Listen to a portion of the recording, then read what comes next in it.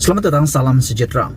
Adakah Najib akan berjaya mendapat pertolongan atau Najib berjaya di dalam permohonan bantuan daripada Peguam Diraja UK? Sebelum itu, terima kasih kerana bersama dengan saya di Nazilin Unity Channel. Ulasan tanpa batasan, bongkar jangan tak bongkar, bongkar sampai terlondeh. Hari ini kita akan mengulas lebih lanjut lagi tentang isu di mana Najib cuba mendapatkan bantuan Peguam Diraja daripada UK. Persoalan kita pagi tadi adalah ada tiga. Pertama, adakah Peguam Diraja UK itu jauh lebih baik berbanding peguam-peguam Najib yang sudah jauh terbaik dipilih daripada kalangan yang terbaik? Sebab Najib bukan orang biasa-biasa, bukan calang-calang, tetapi beliau adalah bekas Perdana Menteri. Dia tahu siapa peguam yang mampu membantu beliau. Persoalan yang kedua, dari mana dana yang boleh diperoleh oleh Najib untuk membayar peguam yang bertaraf diraja itu? Sedangkan peguam biasa-biasa pun bayarannya tahap kayangan, apakah pula peguam diraja? Kalau mau tahu bagaimana mau dapat peguam diraja itu, peguam diraja hanya boleh dapat apabila Ratu Queen Elizabeth di London atau di England menganugerahkan gelaran itu setimpal dengan pencapaian peguam tersebut yang pakar atau luar biasa, mempunyai kepakaran luar biasa, kepakaran yang hebat di dalam bidang tertentu, dalam bidang kehakiman atau bukan kehakiman, bidang undang-undang peguam. Jadi, dari mana Najib akan dapatkan dana? Sedangkan kalau yang kita tahu, Najib telah diarahkan hanya dibenarkan mengeluarkan uang daripada akaun-akaunnya dengan maksimum 100.000 sebulan, dan akaunnya juga atau asetnya juga telah dibekukan sehingga 600 juta. Jadi persoalannya sekarang, dari mana Najib boleh dapatkan dana untuk membayar peguam tahap kayangan itu? Persoalan yang ketiga pagi tadi adalah tentang bersetujukah peguam diraja United Kingdom itu bekerja sama dengan Najib? Adakah beliau tidak mengetahui atau sengaja tidak mengetahui tentang perkembangan terkini skandal berkaitan 1MDB dalam perbicaraan mahkamah di Amerika Serikat? Saya berpendapat sekiranya peguam diraja UK itu mengetahui, pasti beliau juga sedang menghadapi pilihan yang agak sukar, sama ada mau meneruskan membantu Najib ataupun mempertimbangkan untuk menolak. Kita tengok nanti apa keputusan daripada peguam diraja United Kingdom itu. Walau bagaimanapun, pagi ini, petang ini, saya mau kongsikan dengan kamu 3 pula persoalan daripada rakan pembaca saya di channel Nazilin Unity, daripada Faizal Ibrahim. Saya telah berjanji kepadanya untuk membacakan 3 persoalan penting yang amat menarik perhatian saya ini berkaitan dengan permohonan Najib untuk mendapatkan bantuan daripada peguam dari diraja United Kingdom itu. Soalan pertama yang beliau ajukan adalah, adakah peguam diraja United Kingdom mahu sekongkol dengan Najib? Apa maksud sekongkol ini? Apakah maksud Faizal Ibrahim ini? Adakah maksudnya, adakah peguam diraja UK itu sanggup untuk dianggap sebagai membantu atau bersekongkol dengan Najib yang telah dijatuhi hukuman oleh 2 mahkamah, yaitu Mahkamah Tinggi dan telah disokong oleh Mahkamah Rayuan. 4 hakim telah setuju bahawa Najib bersalah dalam penyalahgunaan dana SRC 42 juta dan telah dijatuhi hukuman 12 tahun penjara, denda 210 juta.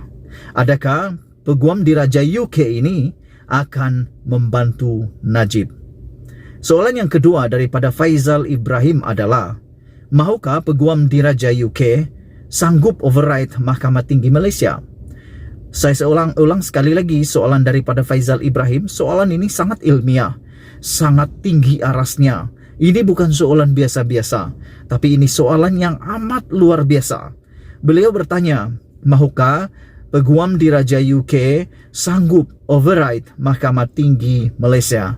Maksud override di sini yang saya faham adalah melawan keputusan Mahkamah Tinggi Walaupun kita undang-undang Malaysia beracukan ataupun acuannya datang daripada undang-undang yang dibawa oleh British di dalam sejarah perkembangan tanah Melayu dan Malaysia.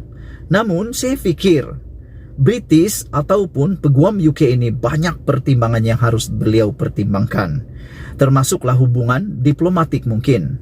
Sekiranya ini yang berlaku, ada peguam diraja sanggup override mahkamah tinggi di Malaysia, persoalannya sanggupkah dia? Dan soalan yang ketiga, yang paling luar biasa daripada Faizal Ibrahim adalah peguam diraja UK mungkin harga lebih tinggi daripada 9.5 juta yang Najib bayar kepada Safi. Menurut laporan akhbar, telah dinyatakan bahawa Safi sepanjang beliau berkhidmat kepada Najib telah dibayar sehingga 9.5 juta oleh Najib. Itu bukan jumlah yang kecil bagi Najib sekarang. Mungkin dulu mungkin senang sebab dulu beliau akaunnya tidak dibekukan. Kalau dulu akaunnya boleh keluar sebanyak yang mungkin, sebanyak yang boleh. Ada dana, mungkin ada dana daripada sini, daripada di sana, mungkin. Kebetulan pula mungkin beliau pada waktu itu Perdana Menteri mempunyai kuasa. Jadi banyak pengaruh dan mungkin ramai kawan-kawan dia yang akan membantu menderma ataupun berkongsi, kolek bilang orang Sabah. Kolek sini sana untuk membayar bayaran kepada peguam tersebut. Tapi kali ini Najib bukan seperti dulu. Dia masih bosku, tapi bukan bosku dulu lagi. Bosku sekarang sudah tidak ada apa-apa jawatan selain beliau hanya penasihat kepada UMNO. Jadi, adakah Najib mampu membayar bayaran kepada peguam diraja UK yang bertaraf kayangan ini yang mungkin akan lebih mahal? Ini persoalan yang kita tidak tahu. Berapa sebenarnya bayaran yang perlu dibayar oleh Najib untuk membayar peguam diraja UK ini? Sebab kalau kita pergi hospital, mau jumpa dokter biasa harganya RM15 hingga RM45.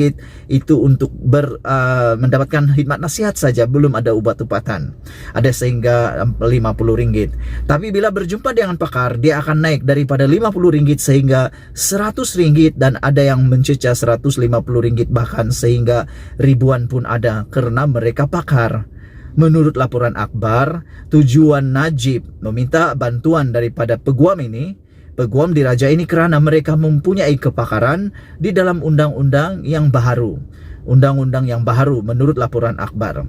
Jadi kalau begitu menampaknya mereka adalah pakar.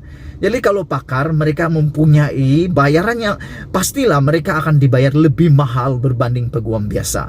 Soalan terakhir, dari mana Najib mau dapat duit? Akaun sudah beku, pengeluaran duit 100.000 sebulan untuk makan minum sahaja. Dari mana duit Najib untuk membiayai ini?